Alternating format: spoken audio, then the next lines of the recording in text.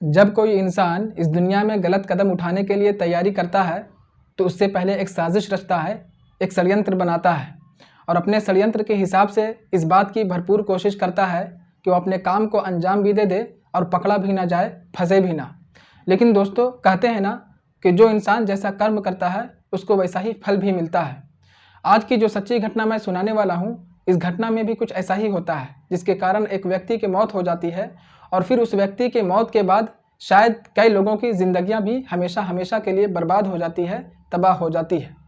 दोस्तों, आज की जो कहानी मैं सुनाने वाला हूँ, ये कहानी है उत्तर प्रदेश की। उत्तर प्रदेश में ही एक ज़िला पड़ता है जौनपुर, और इसी जौनपुर ज़िले के अंतर्गत एक थाना पड़ता है मड़ियांव थाना, और इसी थाने के अंतर्गत एक गाँव पड़ता है सुभाषपुर गाँव। दरअसल बात है 13 जून 2017 की सुबह सवेरे की, जब लोग सुबह सवेरे उठ करके अपने काम काज के लिए बाहर जा रहे होते हैं तो अचानक से जौनपुर में ही स्थित केडीएस स्कूल के पीछे में एक व्यक्ति की लाश होती है, शव होती है। जब लोग, गुजरने वाले लोग जब उस शव को देखते हैं तो हड़कंप मच जाता है, शोर मचने लगता है और तुरंत ही गाँव वाले जो लोग होते हैं पुलिस वालों को सूचना दे देते हैं। पुलिस मौके पर पहुँचती है दल बल के साथ और फिर शव को कब्जे में ले लेती है। शव को जाँच करती है, चेक करती है तो पता चलता है कि इसके शरीर पर तेज धारदार हथियार से कई बार वार किया गया है, जिसके कारण इस व्यक्ति की मौत हो चुकी है। उसके बाद जब कपड़े तलाश किए जाते हैं, पॉकेट में देखा जाता है तो फिर पैकेट से भी कोई ऐसा कागज़ या कोई ऐसा प्रमाण पत्र नहीं निकलता जिससे कि उस व्यक्ति की पहचान की जाए, उसकी शनाख्त की जाए। पुलिस वाले गांव वालों से भी पूछताछ करने की कोशिश करते हैं तो गांव वालों का कहना होता है कि साहब, ये व्यक्ति हमारे इलाके का रहने वाला है ही नहीं। अब पुलिस वालों को चैलेंज हो जाता है उस व्यक्ति की पहचान करना, उसकी शनाख्त करना। पुलिस वाले घटना स्थल के ही आसपास के एरिया की जब तलाशी लेती है तो एक सिम मिलता है। उस सिम पर भी पुलिस वालों को शक जाता है। पुलिस वाले उस सिम को अपने कब्जे में ले लेते हैं और उसके बाद शव को कब्जे में लेकर के पोस्टमार्टम के लिए भेज दिया जाता है। अब पुलिस जो है इस बात का इंतजार कर रही होती है कि इस व्यक्ति की पहचान हो जाए, क्योंकि उस व्यक्ति की बिना शनाख्त के इस केस में पुलिस वाले एक कदम भी आगे नहीं बढ़ा सकते थे। लिहाजा पुलिस वाले इस बात का इंतजार कर रहे होते हैं कि कोई इस व्यक्ति की पहचान बताए। 10 दिन का इंतजार करते करते 10 दिन का समय गुजर जाता है, लेकिन कोई भी व्यक्ति थाने नहीं पहुंचता है और न ही उस व्यक्ति के बारे में, मरने वाले शख्स के बारे में कोई पूछताछ करता है। पुलिस का सब्र के बांध जब टूट जाता है तो पुलिस वाले उसी सिम का सहारा लेते हैं जो सिम घटना स्थल पर मिली थी।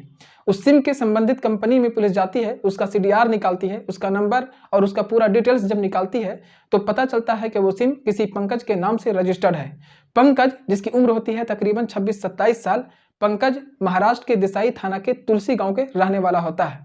उसी सिम का जब सीडीआर निकाला जाता है तो पता चलता है कि पंकज ने आखिरी बार 12 जून 2017 के दिन जिस नंबर पर बात किया था उसका नंबर भी निकाला जाता है और वो नंबर किसी और नहीं बल्कि सत्यम के नाम से रजिस्टर्ड होता है। सत्यम बनारस के ही फूलपुर गांव का रहने वाला होता है। दरअसल सत्यम पर पुलिस वालों को शक चला जाता है और पुलिस वाले तुरंत ही सत्यम के घर पहुंचते हैं। जब सत्यम के घर पहुंचते हैं तो पता चलता है कि सत्यम घर पर मौजूद नहीं है। अब पुलिस वाले सत्यम को कॉल नहीं करते, बल्कि पुलिस वाले सत्यम को पकड़ने के लिए उसका मोबाइल फ़ोन, उसका जो नंबर होता है उसको ट्रेस करती है, उसका लोकेशन ट्रेस करती है और आखिरकार लोकेशन ट्रेस करते करते 24 जून 2017 के दिन पता चलता है कि सत्यम इटाली बाजार में है। पुलिस तुरंत ही मौके पर पहुंचती है और सत्यम को गिरफ्तार कर लेती है। जिस वक्त सत्यम को गिरफ्तार किया जाता है उस वक्त सत्यम बाइक पर होता है और बाइक पर उसके साथ उसका दोस्त सचिन भी होता है और उसके साथ एक महिला होती है जिसका नाम होता है रूपाली। दरअसल रूपाली कोई और नहीं बल्कि उसी पंकज जिसकी हत्या हुई थी उसकी पत्नी होती है। सत्यम और उसके दोस्त और रूपाली को जब थाने लाया जाता है, पुलिस जब सख्ती से पूछताछ करती है तो सत्यम अपने जुर्म को कबूल कर लेता है और पूरी सच्ची कहानी पुलिस के सामने बयान कर देता है। दरअसल वो बताता है कि पंकज महाराष्ट्र के रहने वाला होता है, लेकिन रोजी रोटी की तलाश में वो बनारस के फूलपुर में आया था। अपनी पत्नी रूपाली के साथ खुशहाल जीवन व्यतीत कर रहा था। वो डांसिंग का काम करता था, शादी समारोह और पार्टी ज्वाइन करता था और वहाँ पर काम करके अच्छे खासे रुपये कमाता था, खुशहाल तरीके से अपनी ज़िंदगी गुजार रहा था। लेकिन सत्यम और पंकज की जैसे ही दोस्ती होती है, अक्सर व बेशतर अधिकतर सत्यम पंकज के घर आता जाता था। लेकिन जब भी सत्यम पंकज के घर जाता, पंकज की बीवी से भी बातचीत क्या करता था, रूपाली से भी बातचीत क्या करता था। दोनों के बीच बातचीत होते होते उन दोनों की दोस्ती हो जाती है और आखिरकार एक दिन सत्यम रूपाली से अपने दिल की बात कह देता है।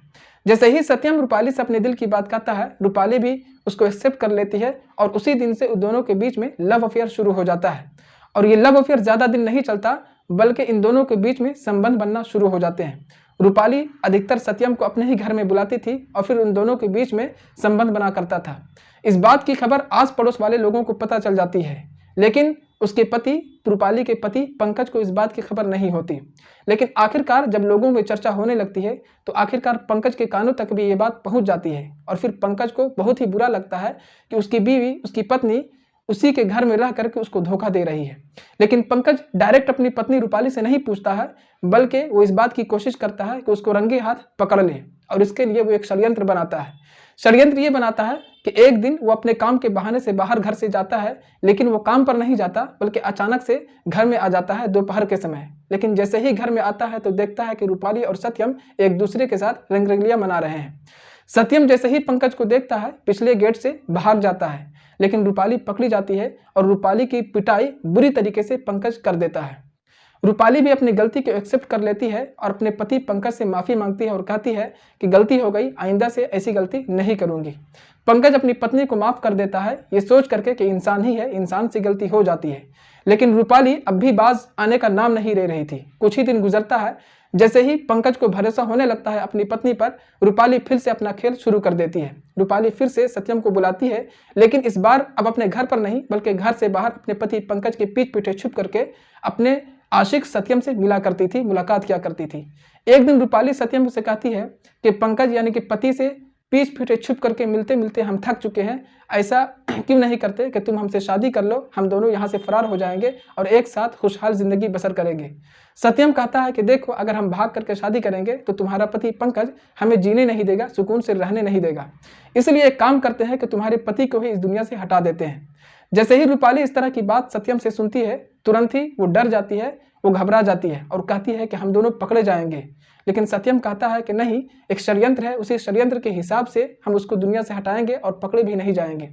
जब पूरी षड्यंत्र के बारे में, पूरी साजिश के बारे में जब सत्यम रूपाली से बताता है तो रूपाली भी तैयार हो जाती है और फिर दोनों मिल करके एक मौका का तलाश करने लगते हैं, एक मौका का इंतजार करने लगते हैं। और फिर 12 जून 2017 का दिन वो मौका हाथ आता है जब पंकज यानी रूपाली का पति सुभाषपुर गांव में शादी समारोह ज्वाइन करने के लिए जाता है, वहां डांसिंग का काम करने के लिए जाता है।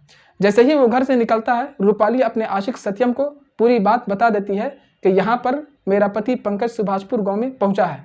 उधर से सत्यम अपने दोस्त सचिन को साथ में ले लेता है और फिर अपने काम को अंजाम देने के लिए सुभाषपुर गांव पहुंचता है। जैसे ही सुभाषपुर गांव में पहुंचता है, पंकज के नंबर पर लगातार कॉल करता है और कहता है कि देखो, हम भी सुभाषपुर गांव में ही मौजूद हैं, तुमसे मिलना है, एक ज़रूरी बात करनी है, इसलिए तुम KDS स्कूल के पीछे में आ जाओ। पंकज सत्यम के बातों में आ जाता है, KDS स्कूल के पीछे पहुंचता है। जैसे ही पहुंचता है, रात के अंधेरी होती है, बिल्कुल अंधेरी छाई हुई होती है। अचानक से सत्यम और उसका दोस्त सचिन मिल करके पंकज पर धारदार हथियार से वार करने लगते हैं और फिर मौके पर ही पंकज की मौत हो जाती है। इधर पंकज की टीम भी पंकज का इंतजार कर रहे होते हैं, लगातार फोन करते हैं, लेकिन फोन तो स्विच ऑफ हो चुका था। आखिरकार पंकज का इंतजार करते करते पंकज की टीम ये सोचते हैं कि शायद किसी ज़रूरी काम से घर चला गया होगा। इधर सत्यम और सचिन वो दोनों मिल करके इस बात का इंतजार कर रहे होते हैं कि पंकज की पहचान होती है या नहीं होती है। 10 दिनों का इंतजार करने के बाद जब उनको इस बात का डर सताने लगता है कि शायद वो दोनों पकड़े जाएंगे, वो तीनों पकड़े जाएंगे, तो फिर एक बाइक पर सवार होकर के वो दोनों भागने के फिराक में थे। लेकिन अभी भागने भी नहीं पाए थे कि अचानक पुलिस जो है उन तीनों को गिरफ्तार कर लेती है। और जब वो तीनों मिल करके जब इसकी हत्या के पीछे की जब पूरी कहानी पुलिस के सामने बताते हैं तो वाकई पुलिस के भी पैरों तले ज़मीन खिसक जाती है, पुलिस भी सुन करके दंग रह जाती है और इस बात से इंसानियत भी शर्मसार हो जाती है। तो दोस्तों, इस तरह की कहानी सुनाने का उद्देश्य आपको परेशान करना नहीं, आपका दिल दुखाना नहीं, बल्कि आपको सचेत करना होता है, आपको अलर्ट करना होता है। आपको ये बताना होता है कि समाज में रह रहे हैं तो जहाँ भी रहें, जैसे भी रहें, हमेशा अपने आप को सावधान रखें, सुरक्षित रखें, अपने और अपने रिश्तेदारों का खास ख्याल रखें। जय हिंद, जय भारत।